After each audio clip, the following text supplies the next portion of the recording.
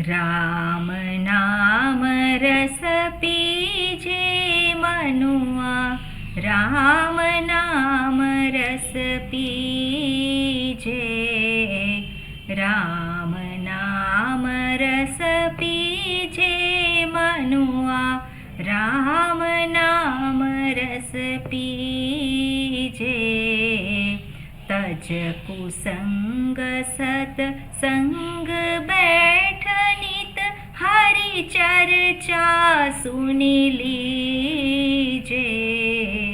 राम नाम रस पीजे मनुआ, राम नाम रस पीजे। काम क्रोध मद लोभ मोह को बहा चित्त सो दीजे। राम नाम रस पीजे मनुआ, राम नाम रस पीजे। मीरा के प्रभु गिरिधर नागर, ताही के रंग में भीजे। राम नाम रस पीजे मनुआ, राम नाम रस पीजे। राम नाम रस पीजे मनुआ, राम नाम रस पीजे। ओम हरि ओम श्री गुरुभ्यो नमः। हरि ओम। ओम सहना भवतु, सहनौ भुनक्तु, सह वीर्यं करवावहै, तेजस्विनावधीतमस्तु मा विद्विषावहै। ओम शांति शांति शांतिः।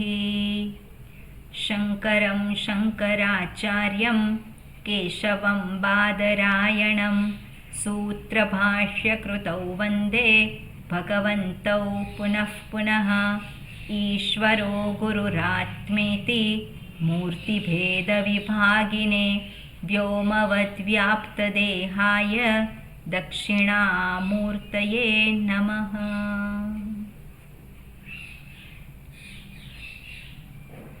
दयाकरं दयाकारं दान्तं धर्मप्रवर्तकं, प्रणमामि दयानन्दं मदाचार्यवरं परम्।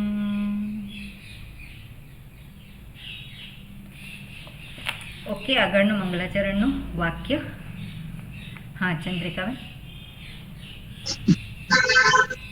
ઓમ નમો ભગવતે વૈવસ્વતાય, મૃત્યવે બ્રહ્મ વિદ્યાચાર્યાય, નચિકેતસે ચ. 15મો મંત્ર. પ્રજ્ઞાબેન રિપીટ કરજો.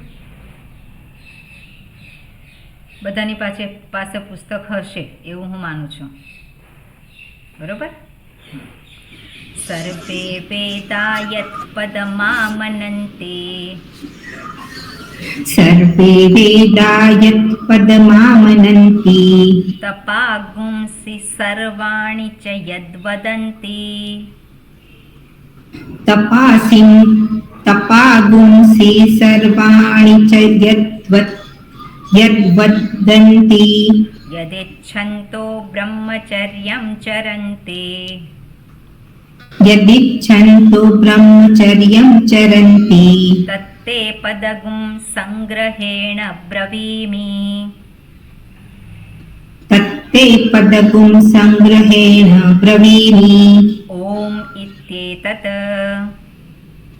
ઓમ ઇત્યેતત. ઓકે, આગળનો મંત્ર સરોજબેન. નવીનભાઈ ક્યાં છે? બધા બહાર છે? સ્વામીજી કયા નંબરનો મંત્ર? બીજી વલ્લીનો?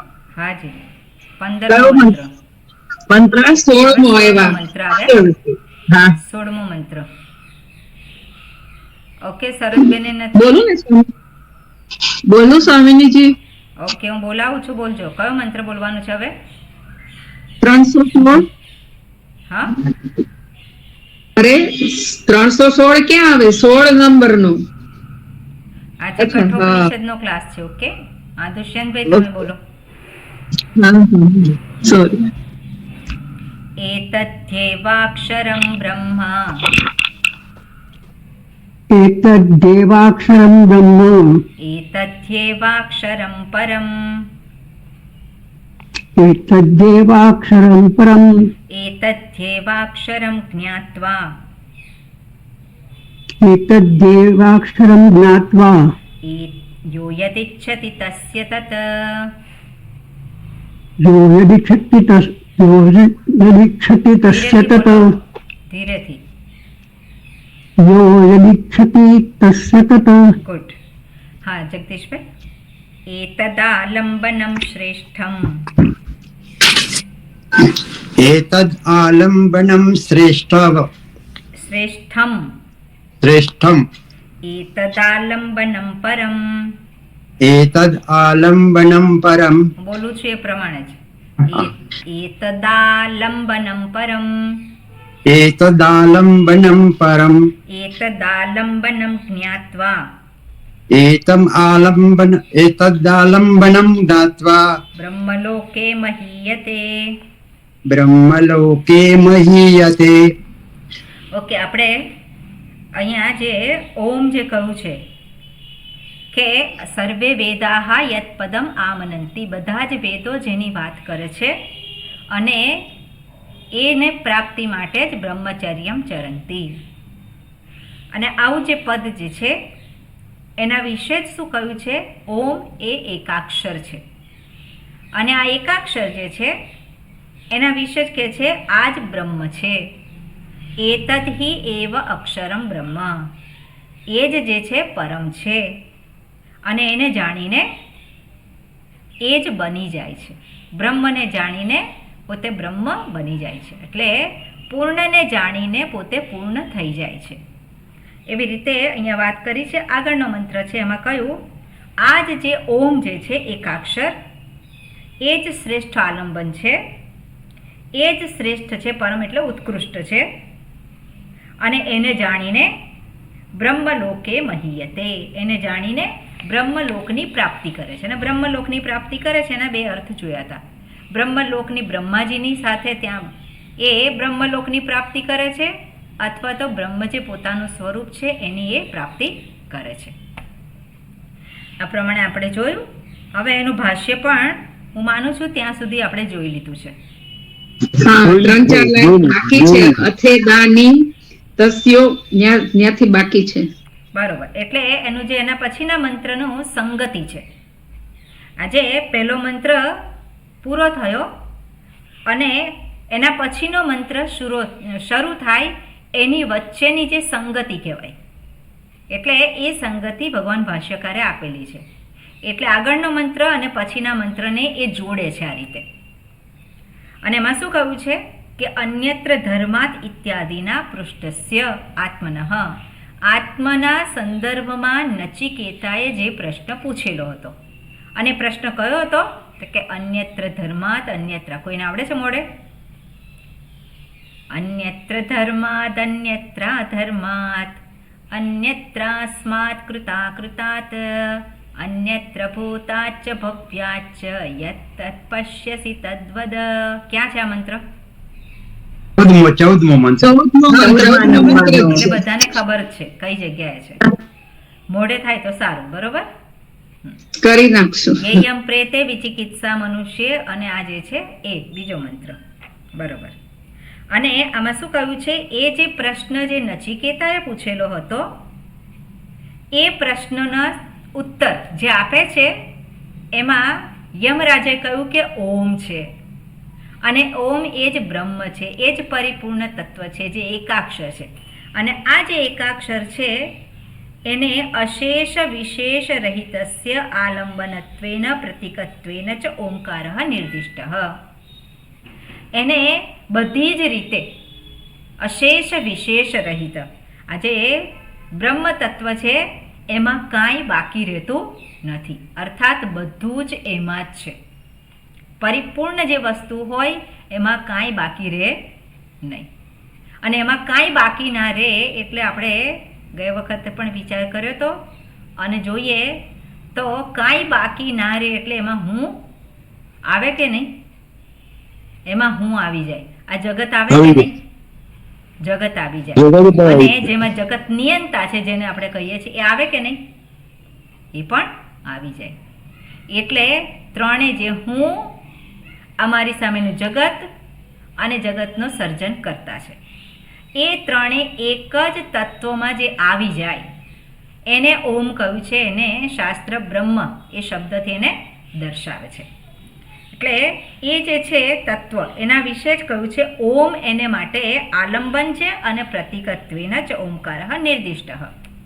આલંબન લઈ અને બ્રહ્મને જાણવાનું છે. એકાક્ષર ઓમ છે એનું આલંબન લઈ અને સ્વરૂપને જાણવાનું છે. એટલું જ નહીં, પ્રતીક રૂપે એની ઉપાસના કરવાની છે. અને ઉપાસના કરે છે એ ક્યાં જાય છે? બ્રહ્મલોકને પ્રાપ્ત કરે છે. પ્રણવ ઉપાસનાની અહીંયા વાત કરી છે, નિર્દેશ કરેલો છે. અને પછી કહ્યું છે અપરસ્ય ચ બ્રહ્મણઃ મંદ મધ્યમ પ્રતિપત્રોન પ્રતિ. જે અપર બ્રહ્મ છે એટલે જેને ઉપાસના માટે કહેલું છે પરબ્રહ્મ અને અપર બ્રહ્મ.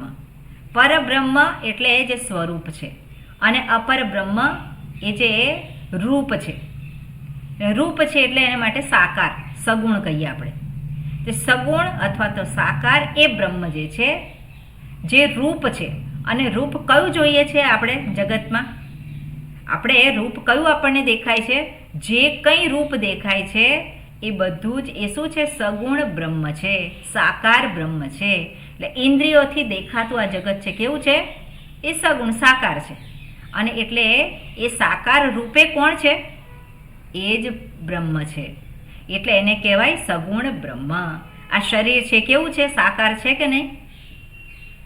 શરીરનો આકાર છે, ઇન્દ્રિયોનો આકાર છે, મનનો આકાર છે કે નહીં? દેખાતો નથી પણ એને ગ્રહણ થાય છે કે નહીં? ગ્રહણ થાય છે. એટલે જે કંઈ ગ્રહણ થઈ શકે એ બધું શું છે? સગુણ બ્રહ્મ અંતર્ગત આવે. અને એ સગુણ બ્રહ્મની ઉપાસના સર્વ એક જ બ્રહ્મ છે એવી જે ઉપાસના જે છે પ્રણવ ઉપાસના. અને એવી ઉપાસના કરવાથી જે સર્વ જે બ્રહ્મ, જે બ્રહ્મલોકમાં બ્રહ્માજી છે એ બ્રહ્માજીએ શું કર્યું છે? જગતનું સર્જન કરેલું છે. અને જગતનું સર્જન કરેલું છે એટલે એમને માટે શું કહેવાય? એટલા માટે એમનું નામ શું છે? પ્રજાપિતા. પ્રજાપતિ, જેણે સર્જન કર્યું છે એટલા માટે પ્રજાપતિ. અને એ શું છે? એમના બધાના પિતા છે. એટલે એના બધા શું કહેવાય? બાળકો કહેવાય. બધું એમાંથી જ પ્રગટ થયેલું છે. એટલે એને કયો ભાવ હોય? બધાને માટે બધા મારા છે, બધા રૂપે હું જ છું. અને એટલે આવી બધા રૂપે હું છું એવું મનમાં ભાવના કરે છે. અને એવી ભાવનાને કારણે જેને કહેવાય ઉપાસના, એને કારણે એ બ્રહ્મલોકમાં જાય છે. અને આ રીતે એ બ્રહ્મલોકની પ્રાપ્તિ કરે છે. કેવો છે? તો કે મંદ મધ્યમ પ્રતિપત્રોન. એટલે મંદ અધિકારી છે અથવા તો મધ્યમ અધિકારી છે, એ પ્રમાણે વાત કરેલી હતી. ઓકે. અથ ઇદાનીમ, હવે પછી. ઇદાનીમ એટલે હવે, અને અથ એટલે હવે પછી. આપણે જોઈએ હવે બીજું શું છે આગળ? તસ્ય ઓમકાર આલંબનસ્ય. જે ઓમકારને આલંબન તરીકે દર્શાવ્યું હતું એનું શું છે? આત્મનઃ સાક્ષાત સ્વરૂપ નિર્દિધાર ઈશયા ઇદમ ઉચ્યતે. એ જે બ્રહ્મ જે છે, જે ઓમકાર દ્વારા દર્શાવવામાં, ઓમકાર રૂપી આલંબનથી જેને દર્શાવવામાં આવે છે, અથવા તો જેની પ્રાપ્તિ માટે ઓમકારને આલંબન તરીકે લેવામાં આવે છે, એ શું છે? તો કે આત્મનઃ, એ આત્મા છે. અને આત્મનઃ સાક્ષાત સ્વરૂપ નિર્દિધાર ઈશયા. એને સાક્ષાત એટલે શું છે? જેવી રીતે આપણે અત્યારે જોઈએ આ શું છે? પેન છે. કેવી રીતે ખબર પડી? હું સાક્ષાત જોઉં છું. આના વિશે કોઈ સંશય છે કે આ પેન નથી? એવો સંશય કોઈ નથી. એટલે શું છે? એ મારા અનુભવનો વિષય છે. એ જ રીતે આત્મા, એનો પણ સાક્ષાત્કાર એટલે શું છે? એને હું સ્વરૂપે એટલે હું સ્વરૂપે જાણું. એને શું કહેવાય? સાક્ષાત. હુંને જે હું છું એ રૂપે એના રૂપે જાણું. અને જે હું છું એ શાસ્ત્ર દર્શાવે છે. અને એને પામવા માટે જ ઓમકારનું આલંબન લેવામાં આવે છે. એટલે ઓમકારનું આલંબન લઈ અને હુંના સ્વરૂપનું નિર્દિધારયિષયા. નિર્દિધારયિષય એટલે નિર્ધારિતુમ ઈચ્છું. એનો નિર્ધાર કરવા માટે, નિશ્ચય કરવા માટે હવે આગળ કહેવામાં આવે છે. હવે આપણે જોઈએ કે અથ અને ઇદાનીમ. તો શબ્દ જોઈએ તો શું છે? અથ એ શું છે? અવ્યય. બરોબર. અથ એ અવ્યય છે. ઇદાનીમ અવ્યય. અને એમાં કયો પ્રત્યય લાગ્યો છે? ઇદાનીમ.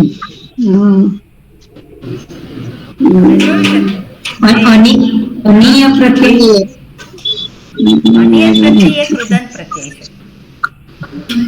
દાનીમ પ્રત્યય છે.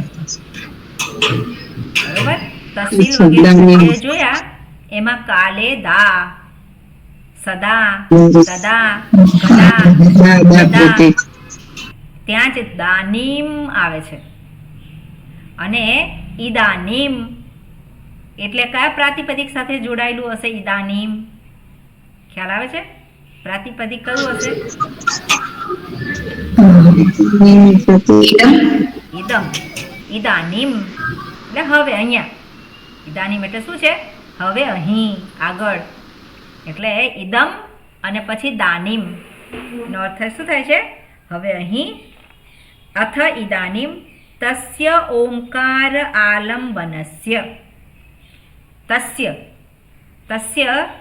ઓમકાર આલંબનસ્ય. બંને કઈ વિભક્તિમાં છે?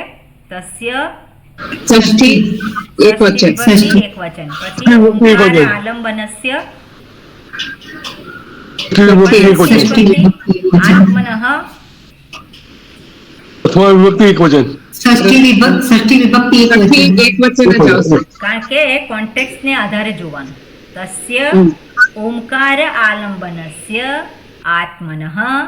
આત્મના શબ્દ જે છે એ કઈ કઈ જગ્યાએ આવી શકે? પ્રથમા બહુવચન, પંચમી છઠ્ઠી એકવચન. પંચમી છઠ્ઠી વચન. એટલે આ પ્રમાણે આત્મનઃ.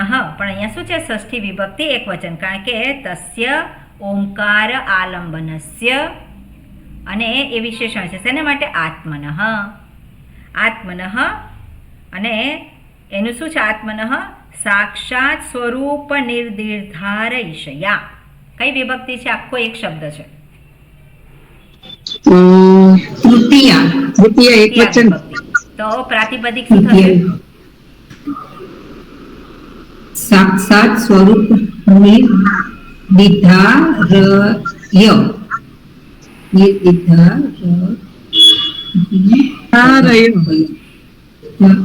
શું હશે? તૃતીય કેવી રીતે કહ્યું તમે? તૃતીય સાચું છે. તો કયા શબ્દ પ્રમાણે?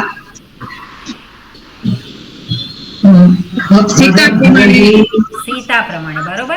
સીતા પ્રમાણે. તો સીતામાં સી તૈયાર થયું છે. તો અહીંયા શું હોય? સાક્ષી નિર્ધારયિપા. હિપા. નિર્ધાર.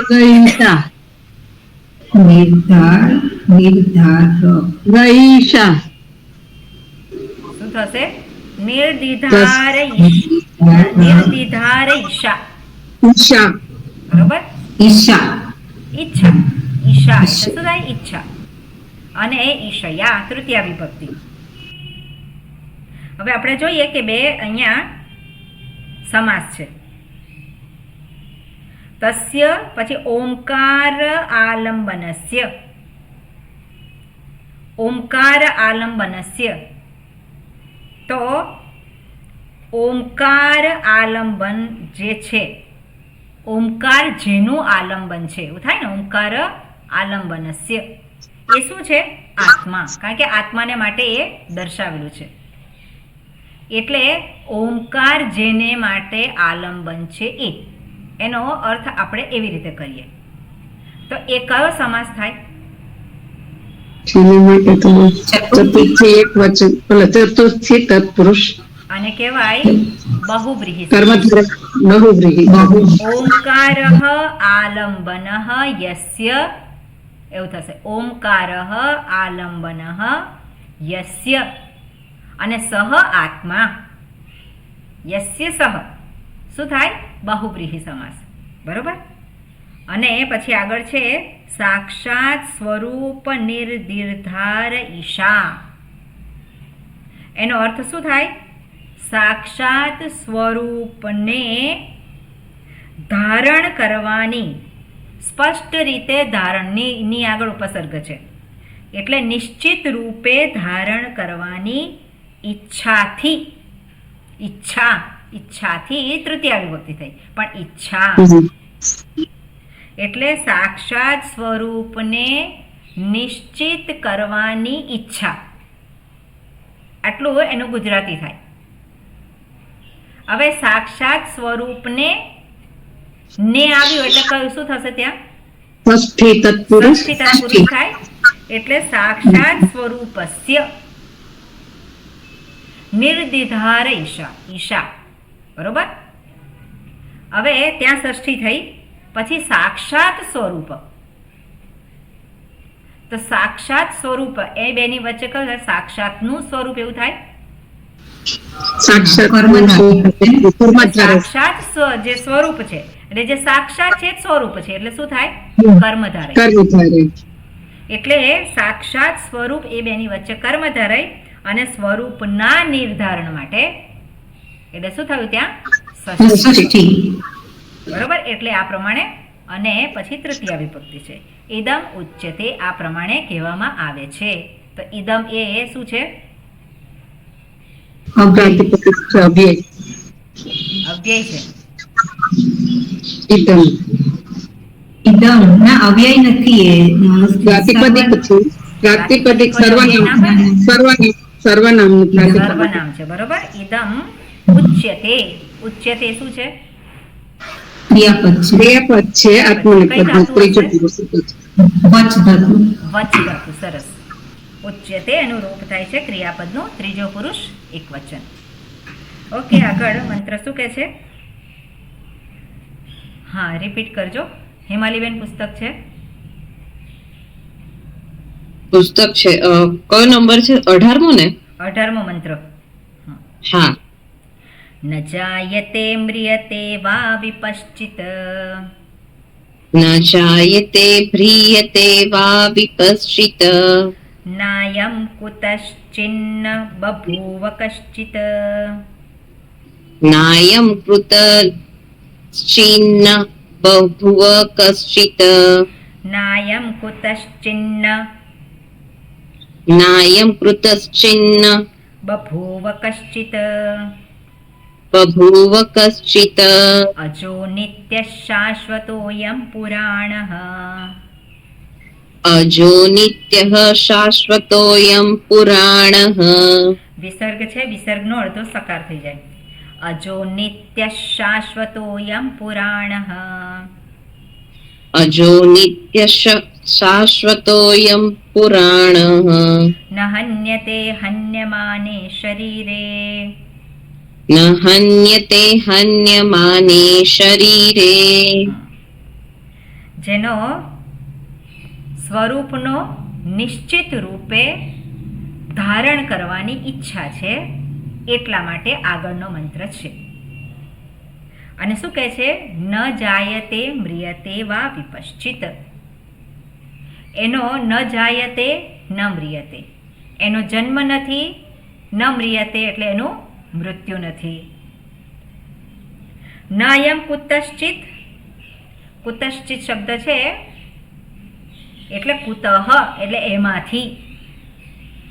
એમાંથી કાંઈ પણ પ્રગટ થતું નથી ન બભૂવ કશ્ચિત, એમાંથી કાંઈ બનતું નથી. એટલે પોતે કેવો છે? પોતે કશામાંથી બન્યો નથી અને પોતે કાંઈ બન્યો નથી, એટલે કાર્યરૂપે કંઈ બન્યો નથી. અર્થાત એનું શું થાય? જેનું કોઈ કારણ નથી અથવા તો જેનું કોઈ કાર્ય પણ નથી. એટલે પિતા હોય તો પુત્ર માટે શું થાય? કારણ બને.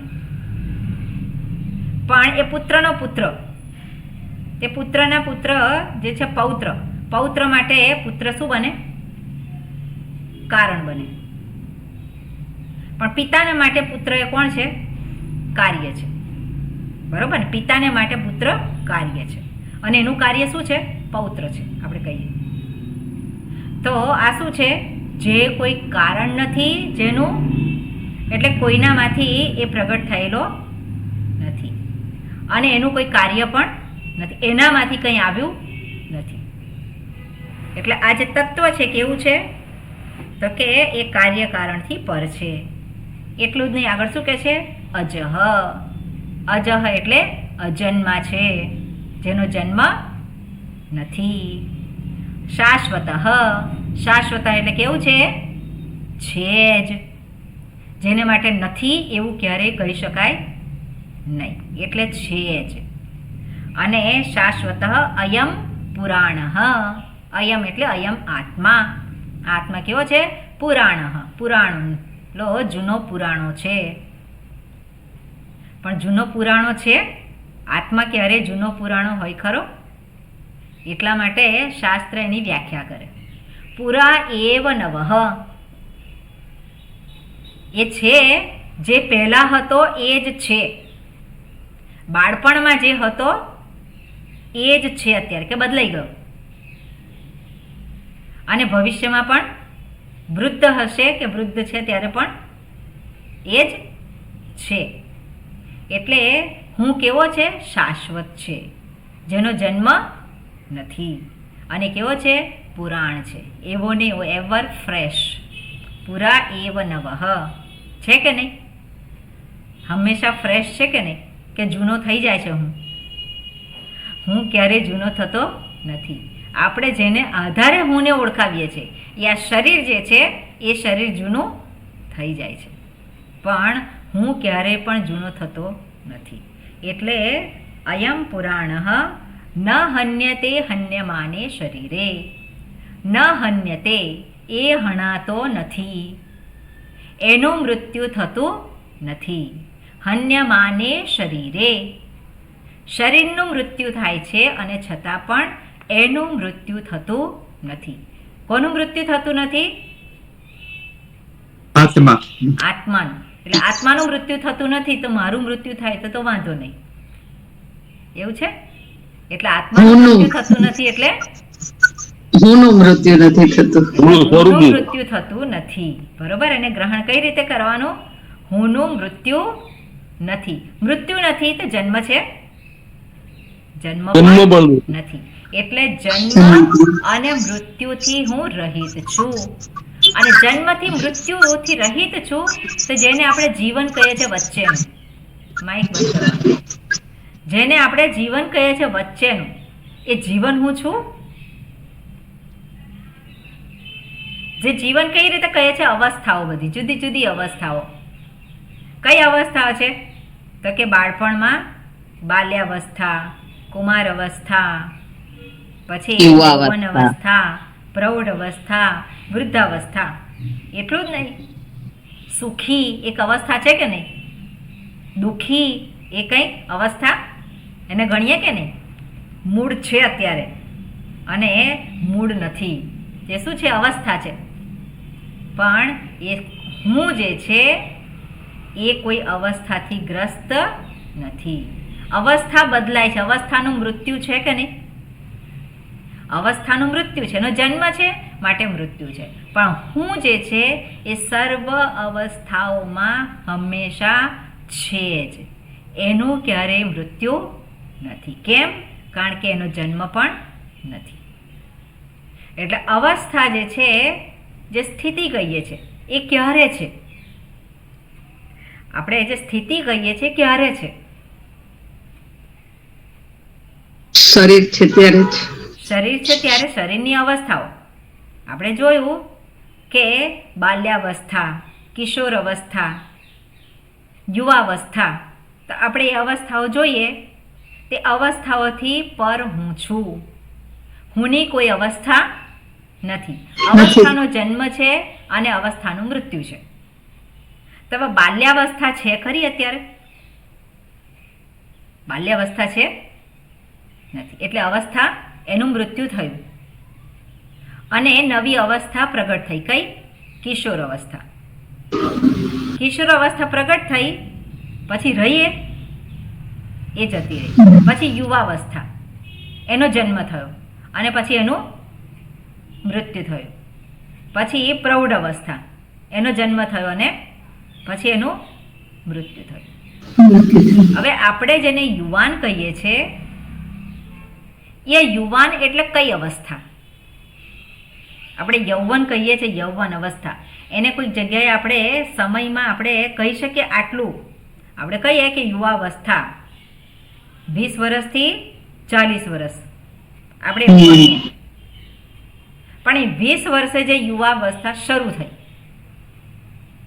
એમાં પૂરી ક્યારે થઈ? 40 વર્ષે. એકમ શરૂ થયો, પેલો યુવાન એકદમ શરૂ થયો, પછી એનું મૃત્યુ થઈ ગયું.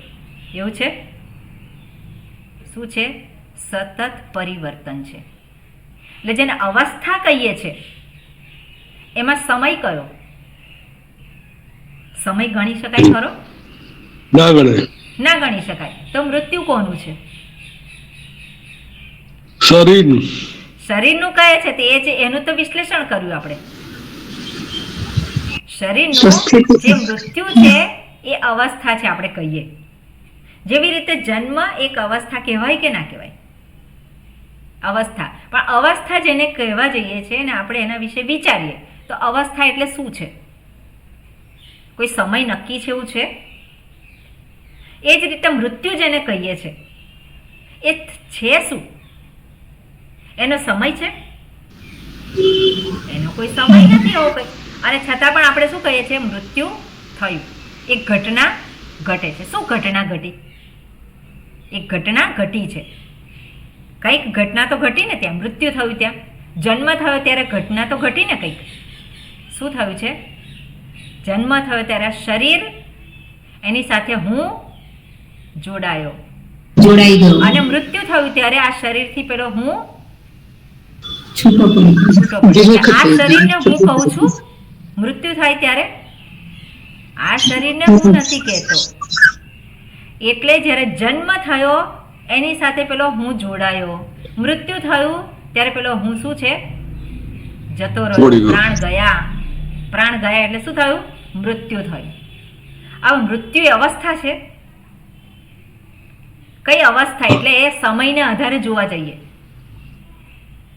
કોઈ અવસ્થા છે? સતત પેલું પરિવર્તન થાય છે. ધીમે ધીમે ધીમે ધીમે ધીમે ધીમે બધું પરિવર્તન થતું હોય અને પરિવર્તનની સાથે હું જોડાઈ જાય છે. પરિવર્તનની સાથે શું છે? પેલો હું જોડાઈ ગયો અને પછી એને નામ આપ્યું. જન્મ થયો, મૃત્યુ થયું, પુનર્જન્મ થયો. કોનો? હુંનો. અવસ્થાને આધારે વિશ્લેષણ કરવા જઈએ તો જે સતત પરિવર્તનશીલ છે એમાં જન્મ અને મૃત્યુ, જન્મ અને મૃત્યુ, જન્મ અને મૃત્યુ. હવે જન્મ અને મૃત્યુ કોને કહેવાય? આપણે ધારો કે બીજું ઉદાહરણ લઈએ. સુખી હુંનો જન્મ થયો. આપણે કહીએ સુખી હુંનો જન્મ થયો અને પછી એ સુખી હુંનું મૃત્યુ થયું અને તરત બીજો જન્મ થયો. શું? દુઃખી હું.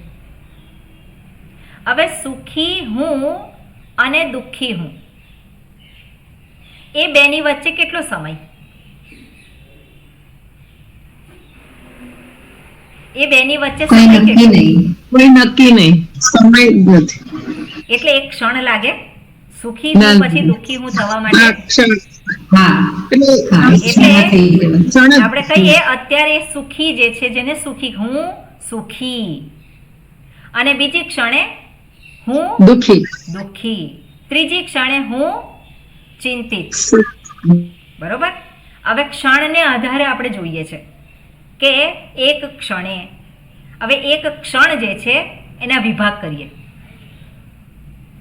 એક જે ક્ષણ કહીએ એના વિભાગ કરીએ અને એને 1,00,000 ફ્રેક્શનમાં આપણે વહેંચીએ.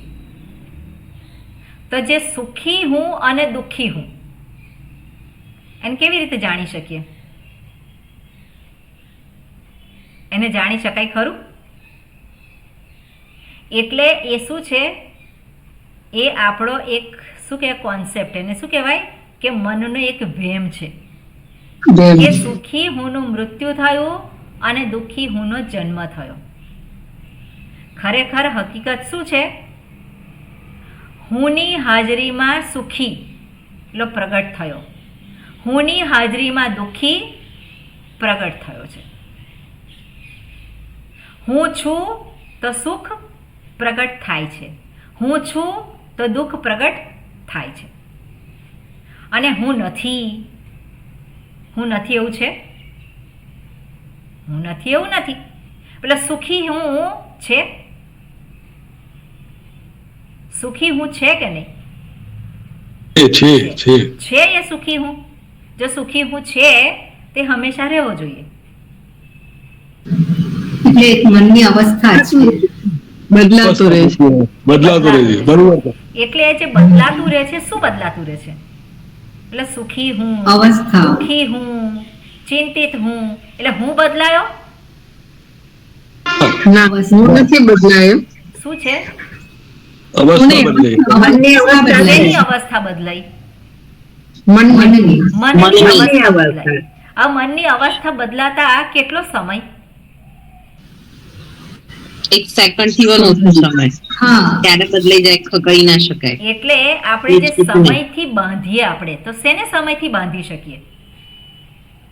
બાંધી ન શકાય. અવસ્થા જે છે એને સમયથી દર્શાવી શકીએ કે આ ના સમયે દર્શાવી અવસ્થા છે? શકાય. એને ના અને હુંને સમયથી બાંધી શકીએ? ના. શેને ના. સમયથી? એટલા માટે કહેવામાં આવે કે આત્મતત્વ જે છે એ સમયથી પર છે. આત્મતત્વ એટલે કોણ? હું એ સમયથી પર છે. હું છું તો સમય છે. જયવિંદાબેન, હું છું તો સમય છે. બરોબર ને? છે. હા હા. એટલે સમય છે એટલે હું છું એવું હું કહી શકું નહીં. એટલે હું છું તો બધું જ છે. એટલે એ હુંનો જન્મ ક્યારેય પણ નથી. એટલા માટે કહ્યું છે ન જાયતે ન મ્રિયતે વા વિપશ્ચિત. વિપશ્ચિત શબ્દ છે અહીંયા. પશ્ચિત એટલે જોનારો. દૃશ ધાતુ છે, એમાં શત્રુ પ્રત્યય લાગેલો છે. શત્રુ પ્રત્યયમાં શું રહે છે બાકી? શત્રુ પ્રત્યય છે એમાં શું બાકી રહે છે? સૂત્રમાં અત રહે છે. અત રહે છે. બરોબર. એટલે પાછળ અત આવતું હોય. પશ્ચિત એમાં આ પછી ઈ થયો હોય, પણ પશ્ચિત એટલે જોનારો. અને વિપશ્ચિત જે વિશિષ્ટ રૂપે જુએ છે. આંખથી દેખાય છે એ રૂપ દેખાય છે. આંખથી જે દેખાય છે, શું દેખાય છે? ઇન્દ્રિયોથી જે ગ્રહણ થાય છે, જે સગુણ કહીએ છીએ એ બધું ગ્રહણ થાય છે. પણ વિપશ્ચિત એટલે શું છે? માત્ર ઇન્દ્રિયોથી ગ્રહણ થાય છે એટલું જ નહીં, પણ જેને ગ્રહણ કરે છે એની પાછળ જે રહેલું છે એને પણ, એના સ્વરૂપને પણ જે ગ્રહણ કરી શકે છે એને કોણ કહેવાય? વિપશ્ચિત. એને પણ જે જોઈ શકે છે. જેવી રીતે આપણે કહેવત છે ને, જ્યાં ના પહોંચે રવિ ત્યાં પહોંચે કવિ. કવિ. તો કવિ જે છે એ શું કરે છે? હું જે ન જોઈ શકું એવું બધું જ એ જોઈ શકે છે. હું જેને જોઉં છું એને જ વિશિષ્ટ રૂપે એ દર્શન કરી શકે છે. કેવી રીતે કરે છે દર્શન? હું જે જોઉં છું એને જે જુએ છે કે બીજું કશું જુએ છે? એને જ હું જે જોઉં છું એને જ જુએ છે કે બીજું કશું જુએ છે? એને જ ને. એને જ જુએ છે. હવે હું જે જોઉં છું એ જે જુએ છે? ના. હું જે જોઉં છું એને જે જુએ છે? એવું જ જુએ છે? એવું નથી જોતો. હું જે જોઉં છું એને જે જુએ છે, પણ છતાં પણ હું જે જોઉં છું એવું એ જોતો નથી. ક્યાં ભેદ આવ્યો? ભેદ ક્યાં છે? હું જે જોઉં છું એ ઇન્દ્રિયોથી જે દેખાય છે એ જોઉં છું. જ્યારે એ જે જુએ છે એ માત્ર ઇન્દ્રિયથી દેખાય છે એટલું જ નથી જોતો, પણ મનથી ઘણું બધું અંદર એ જુએ છે. પોતાની ક્યાં તો કલ્પના હોય અથવા તો એની પાછળનું જે સત્ય છે એ સત્યને જુએ. હું કહું આ શું છે તો તમે શું કહેવાના છો? પેન. હું કહું છું પેન છે અને તમે શું કહો છો? પેન છે. પણ હું કહું છું કે પેન છે એટલું જ નહીં, હું પેનને નથી જોતી, છે ને જોઉં છું. છે પેન છે એવું કહું છું ત્યારે મારી દ્રષ્ટિ છે ઉપર છે. તો તમારી દ્રષ્ટિ ક્યાં છે? પેન ઉપર. છે ઉપર છે કે નહીં? એટલે જ્યારે આપણી દ્રષ્ટિ નામ રૂપની જે એની પાછળ જે સત્તા છે, જે છે, જેને કારણે અસ્તિત્વ છે પેનનું આપણે કહીએ, એની ઉપર જાય છે જે સત્તા, ત્યારે પેનને જોતા હોવા છતાં પણ સ્વરૂપને ગ્રહણ કરીએ છીએ. બરોબર ને? અને આ વસ્તુને જોવા છતાં પણ દેખાય છે શું? પેન. શેનાથી દેખાય છે પેન? ચક્ષુરેન્દ્રિય. પણ ગ્રહણ શું કર્યું? એની પાછળ જે સ્વરૂપ છે, જે છે એ સ્વરૂપને ગ્રહણ કર્યું. તો એ જે છે શું થઈ? વિપશ્ચિત. એને શું કર્યું કહેવાય? વિપશ્ચિત. એના સ્વરૂપને આધારે જેને જોયું. અને અહીંયા કોને જોવાની વાત કરે છે? કોના વિશે પ્રશ્ન પૂછ્યો છે? આત્મતત્વના વિશે પ્રશ્ન પૂછેલો છે. એટલે આત્મા એ કેવો છે? ન જાયતે ન મ્રિયતે. એટલે આત્મા એટલે કોણ? હું. હું ન જાયતે, એનો ક્યારેય પણ જન્મ નથી.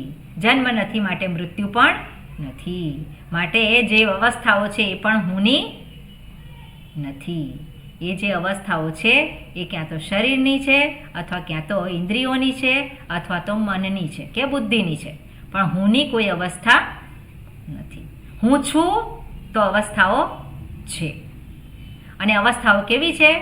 એ અવસ્થાઓનો જન્મ છે, મૃત્યુ છે, એની સ્થિતિ એટલે એ સ્થિતિ આપણે સ્થિતિનું વિશ્લેષણ કરવા જઈએ તો સ્થિતિ જેવું કંઈ હોતું નથી.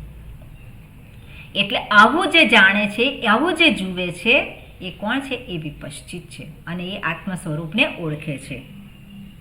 ઓકે, એટલે આ પ્રમાણે કહેલું છે. અને એને માટે ન હન્યતે હન્યમાને શરીરે, એ હુંનું મૃત્યુ થતું નથી. શરીરનું મૃત્યુ થાય છે પણ હુંનું મૃત્યુ થતું નથી.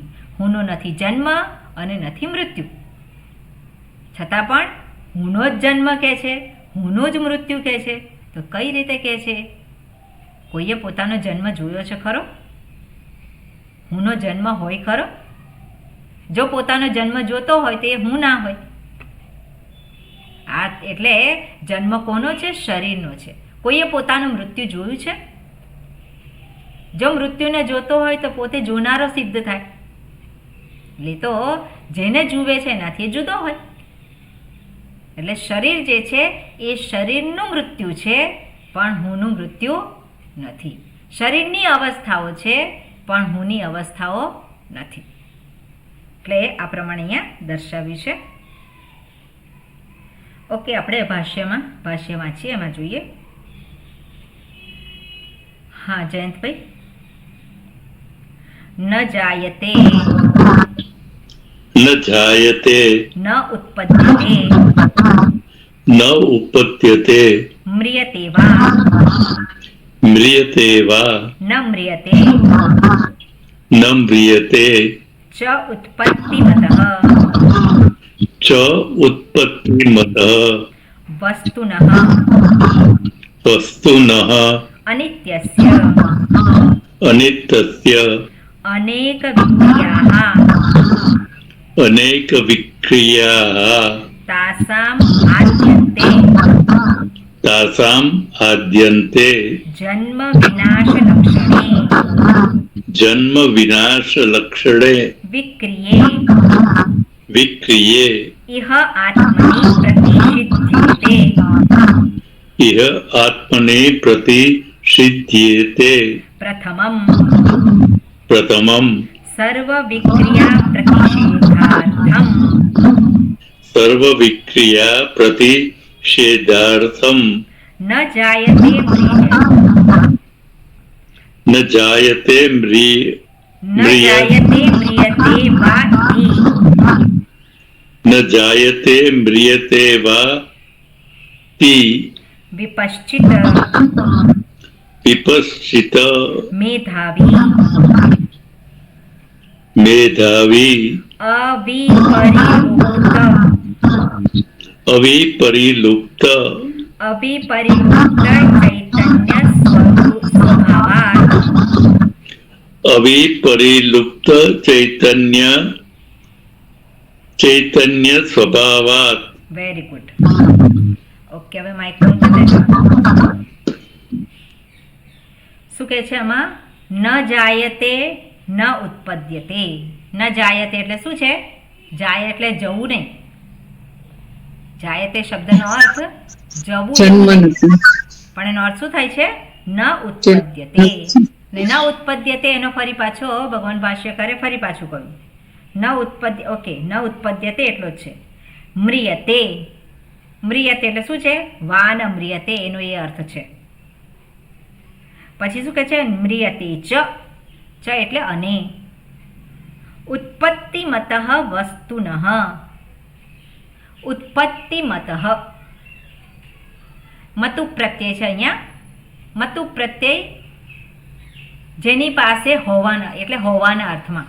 જેવી રીતે બુદ્ધિમાન કહીએ છે તો બુદ્ધિમાન એટલે જેની પાસે બુદ્ધિ છે. ધનવાન એટલે શું છે? જેની પાસે ધન છે. મતુ પ્રત્યય જે મત, બુદ્ધિમત. અને પ્રથમા વિભક્તિ શું થાય? પ્રથમા વિભક્તિ એક વચન થાય બુદ્ધિમાન. ધનવત, ત્યાં મકારની જગ્યાએ વકાર આવે છે, પછી એનો ચેન્જ આવે છે. એટલે ધનવત પ્રથમા વિભક્તિ શું થાય? ધનવાન. ધનવાન. વિભક્તિ એક વચન ધનવાન. એવી રીતે અહીંયા શું છે? ઉત્પત્તિમત અને ઉત્પત્તિમતઃ. ઉત્પત્તિમતઃ અને પછી વસ્તુનઃ, પછી છે અનિત્યસ્ય. તો બધી એક જ વિભક્તિ છે. કઈ વિભક્તિ છે? ષષ્ઠી વિભક્તિ એક વચન. એટલે ઉત્પત્તિમતઃ, જેની ઉત્પત્તિ થાય છે, જે ઉત્પત્તિ જેની પાસે છે. એટલે એનો અર્થ શું થાય? જેનો સ્વભાવ ઉત્પન્ન થવાનો છે. ઉત્પત્તિમતઃ અને એ શું છે? વસ્તુનઃ, એવી વસ્તુનું. અને શું છે? અનિત્યસ્ય. એ કેવી વસ્તુ કહેવાય? કે અનિત્ય. એ અનિત્ય વસ્તુનું શું છે? આગળ દર્શાવે છે અનેક વિક્રિયાઃ તાસામ આદ્યન્તે. અનેક વિક્રિયાઓ. તો અનેક વિક્રિયાઃ, વિક્રિયા શબ્દ છે ને કઈ વિભક્તિ થશે? અનેક વિક્રિયાઃ. પ્રથમા એક વચન. પ્રથમા એક વચનમાં શું થાય? પ્રથમા વિભક્તિ બહુવચન. એટલે અનેક વિક્રિયાઓ તાસામ આદ્યન્તે. તાસામ એટલે તેઓના. તાસામ જે છે એ કયું પ્રાતિપદિક છે?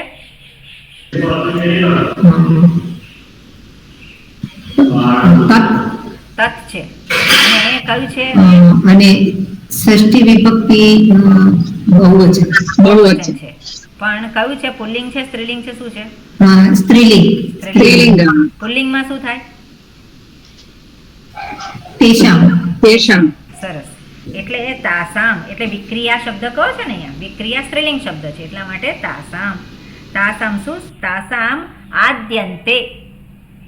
આદ્યંતે એટલે આદિ અંતે, દ્વિતીય વિભક્તિ, આદિ અને અંત. તો કઈ વિભક્તિ થશે? આદિ અને અંત. અંતે કયું છે? તો આદિ અને સપ્તમી વિભક્તિ એકવચન. સપ્તમી વચન બીજી કઈ જગ્યાએ આવશે? ઓકે, આમાં અંત. અંત એટલે નપુંસકલિંગ થશે. નપુંસકલિંગ શબ્દ છે તો કઈ જગ્યાએ આવશે બીજે?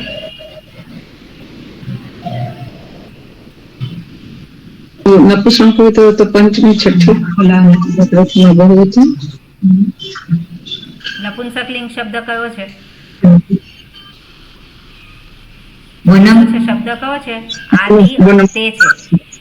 તો અંત આદિ તો અંત અંત અંત એ જ નપુંસક છે ને? હા. અંત વન પ્રમાણે થશે ને? વન પ્રમાણે સપ્તમી ક્યાં એક આવશે? વચન થાય ને વન પ્રમાણે તો.